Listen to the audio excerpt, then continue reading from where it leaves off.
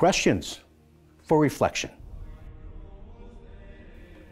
In our first reading, taken from the first book of Kings, we're given an insight into why Solomon, the son of David, became so wise. Even now, we speak of the wisdom of Solomon. In the previous chapter, David had died, and the scripture tells us Solomon sat upon the throne of David his father, and his kingdom was firmly established. Of course, Solomon knows the family history and the travail his own father had endured.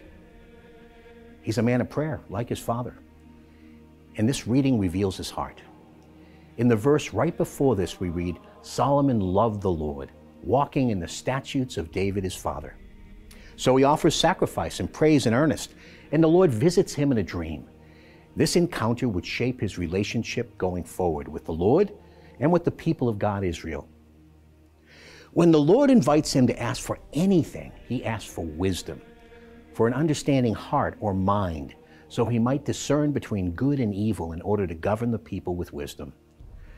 The Lord answers that prayer and is pleased with what it reveals.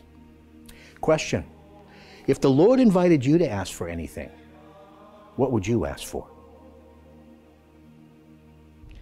In our psalm excerpt from Psalm 119, we see the character of David, the father of Solomon. He asks, how can a young man keep his way pure? And he answers his own question, by keeping your words. Each of us is called to keep our way pure, to turn away from sin and grow in holiness. And David shows us the path by turning always to the Lord and doing his word. In the gospel appointed for today's Holy Mass, the evangelist St. Mark presents us with the disciples having just returned from their first missionary journey. They were eager to tell the Lord all that they had done and taught. But Jesus had another plan. Through the miracle of the feeding of the 5,000, he wanted to teach them about what I like to call the economy of heavenly scale. He invited them to come away to a lonely place and rest a while. Usually, such rest is accompanied by deep prayer.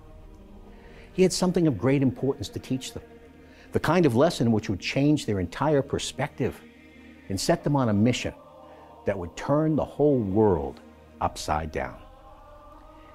Jesus wants to do the same with each one of us.